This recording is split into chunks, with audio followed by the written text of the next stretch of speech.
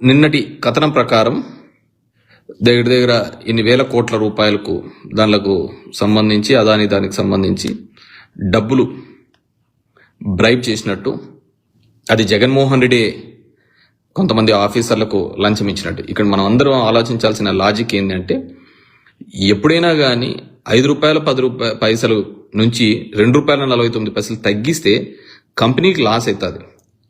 కంపెనీకి లాస్ అయినప్పుడు వాడు డబ్బులు ఎందుకు ఇస్తాడు?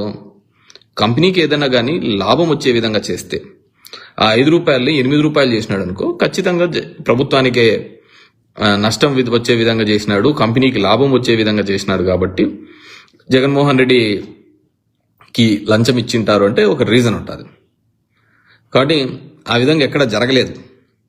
ఇంకా ఈయన సగానికి సగం తగ్గించినాడు అంటే ఆ కంపెనీ ఇంతకుముందు అయిన అగ్రిమెంట్స్ కూడా చాలా మంది కోర్టుకు పోయినారు. ఐ రిమెంబర్, లీగల్గా కూడా చాలా మంది కోర్టుకు పోయినారు. కోర్టుకు పోయి కోర్టులో ఉంచి దాని మీద స్టేలు తెచ్చుకున్న సందర్భాలు ఉన్నాయి, కొన్ని నెగోషియేట్ చేసి ప్రైజ్ తెచ్చుకున్న సందర్భాలు ఉన్నాయి.